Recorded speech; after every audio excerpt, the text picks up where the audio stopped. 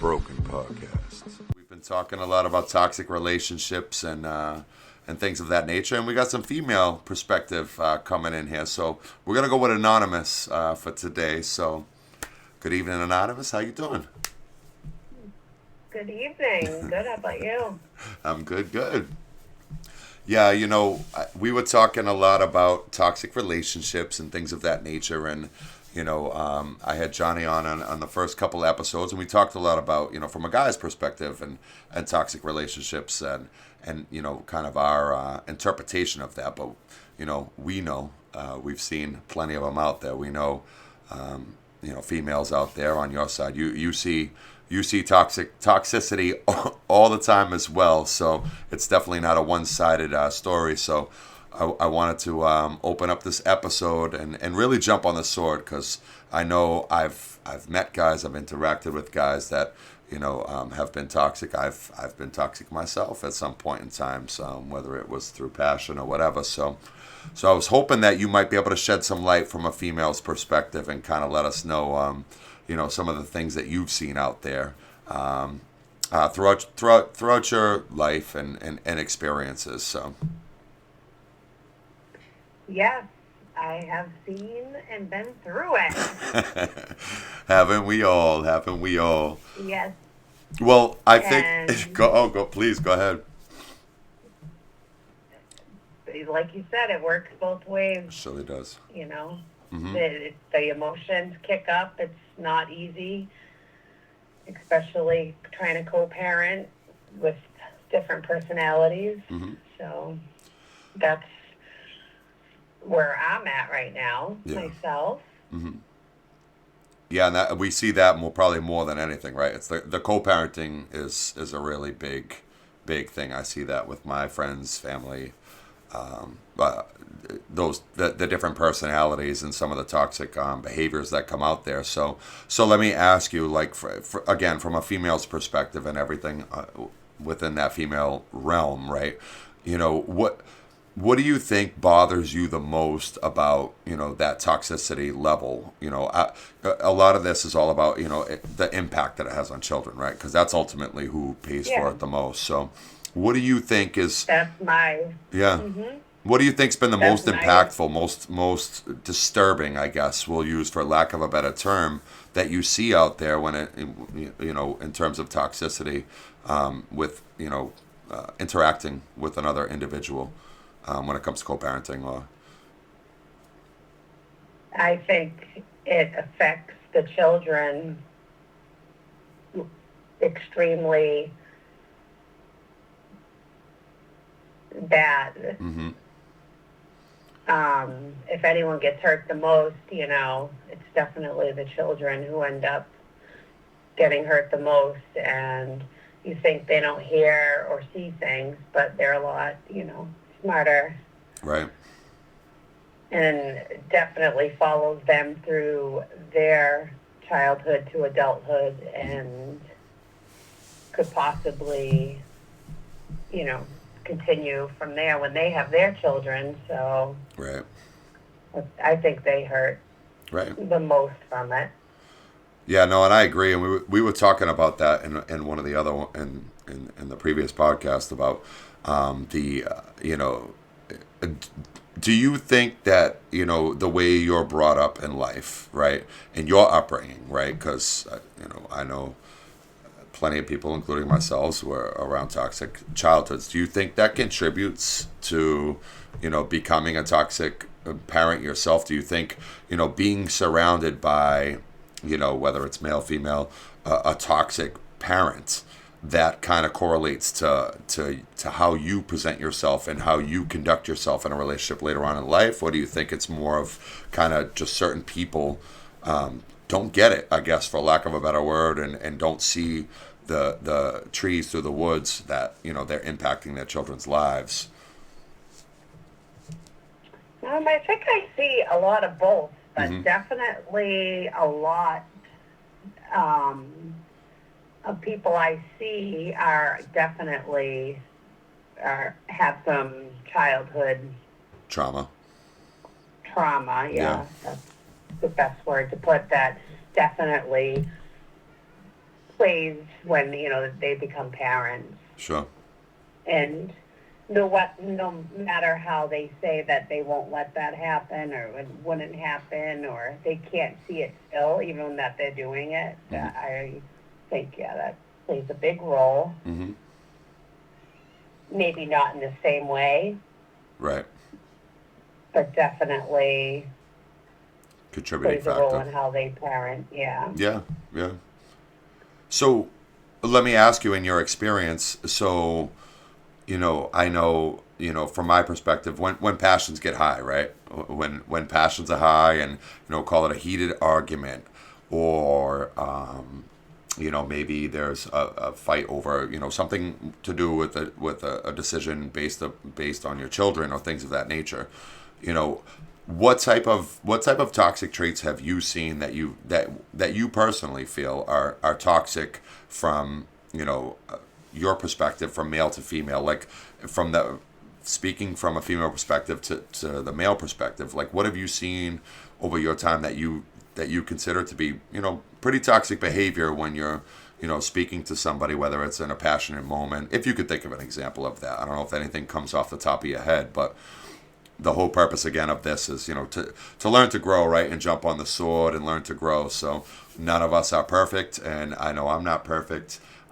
So that's the whole kind of premise of this podcast, is to try to, share examples, share stories, so that we can all grow and understand that, individual experiences do impact others and have a significant play in how relationships work out. I think it's, a lot of selfishness Mm-hmm. and, not thinking about the child and Mm-hmm. just thinking about what you want or whatever parent you are, what you think is best. And, my experience, like, where the other parent thinks they're always right 100% of the time and they can do no wrong. That's a good point. Yep. So kind of like my it's my way or the highway type of Yes. operating system. Yeah. Yep. Which I've seen. Yes. I've seen myself. Yep. And then if they're narcissistic, then it is even harder, because that is something that you probably will never break through. Right. Because narcissists live in their own world and only think about themselves, whether it hurts the child or not. So they will never let you control win a battle. Right. It's not going to happen, and that's where it gets really heated. But then you gotta just I can't even put into words. I don't even know. Like, maybe because I'm still learning to try to how to deal with that. Sure. It's like fan the flames, So, right? You're either fanning the flames yeah. or avoiding it, or you have to come up with some sort of coping mechanism to try to bring the best out of the situation, right, when you're dealing with a narcissist. Yes. Right. And unfortunately, then you have to deal with the court systems, which are obviously are not that wonderful. Right. Whether it is male or female. Right. Some males might, feel that they don't get as many rights as the mom, but, that is not always true. Mm-hmm. Especially, we live in the state of Massachusetts. Mm-hmm. Every state's different, but yeah, this state is every definitely state, a one. yeah. This state is one. If anybody living in Massachusetts, this state is one. Yeah, and it all depends. Like, you have a judge looking at hundreds. I mean, there's more and more people getting divorced or, broken families now more than ever. Right. And we're just a file on their desk. Right. Hundreds and hundreds a day that, Yeah, you hit the nail on the head too. I think it's over a 7. Yeah, the divorce rate and separation rate is so high. Don't fact check me on this, but I know it's very high up there, well over 65%, 70% around there. So yeah, you become a number Yeah. in the system. You become a number in the system. You're just a number, and then it's he say, she say. So they have no, you're it's like a jury. You're counting on someone to, read through all of this, and people can go in there and lie, and they can make up stories, and there's really, and that we talked about that as well, the disparity in the court system. And I like that you said that. I spoke on the first couple episodes about the disparity from a male's perspective, but it's not a male's perspective alone in terms of disparity, because there's there are a lot of women out there that the system fails as well, and it sounds like you're right on the note with that one, right? Yeah, and it comes down to money too, and lawyers, and how much, who has more money for what lawyer. Sure. And lawyers definitely, again, play a big part of it, because they'll lie to their client, or they'll do whatever. So it really doesn't matter if you have money. Right. Money is another. Right. Yeah, they don't call it the root of all evil for nothing. That's for sure. That's for sure. Nope. Yeah. So that's what the judge isn't sitting there exactly going through your file, and they say they have the kid's best interest at heart, but they really know very little what's going on, or how much truth they're getting. Right. Right. It's funny because we were talking about, and maybe you could shed some light on this. We were talking about how, really, we were talking about 50-50 shouldn't be a question in court, right? And talking to you, I'm reflecting on it now, and we're talking about the majority of people, right? If it's two good parents that really care about the parents and care about the children rather, and want the best for their children, there should be no question. It should be 50-50. But I think there's so many cases, and when you're looking at large numbers like we're talking about, that's not the case. So where one parent may be not doing what's best for the child, and I know I myself have been in that situation, and I'm sure based on this conversation, I'm sure you've been in that situation as well. So speaking to that, like, how do you change that, right? How do you change the systematic problems that there are with the court system, right? If we had a magic wand, right?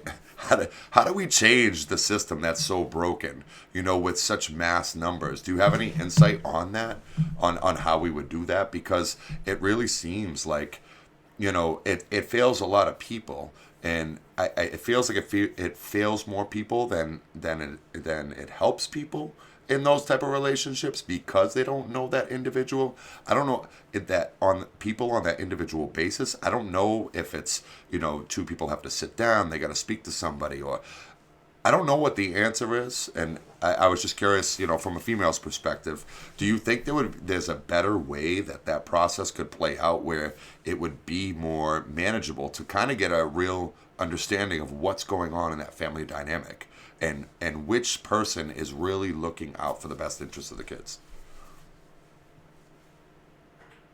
Unfortunately, it goes pretty high up, when you're going into the court system. So, with the laws, we have very outdated laws in Massachusetts. So, and I hate bringing politics into anything, but unfortunately, again, we have a very broken system, and that really starts at the top. And we vote people in, we allegedly. Love again, that. Yes, allegedly. It comes down to money, just like the lawyers. Right. Like it just all comes down to money. So fixing it is just, I'm not sure, and I can't quote you, but I just know most of our laws in Massachusetts are so old and outdated that there would have to be new laws put into place, or new, to get, in order for any of that to change. Right. In the court systems. Right. And you brought up a good point, because of politics, right? So, and this is just my perspective. So, before everybody wants to hang me up on the wall and shank me in the back, I know that's such a loaded weapon, there with changing laws, because nobody wants to touch that with a 10-foot pole, because if you're a politician, you know, regardless of how this plays out, if you're going after the family court system, somebody's going to lose based upon whatever decision, and you're going to lose a large swath of your base that you're looking at, because you're literally pitching mothers against fathers, right? So unless you come up with something equitable that streamlines right down the middle and is a really good system that can benefit the children, which it should do in the first place, somebody's going to get is going to be worse off based on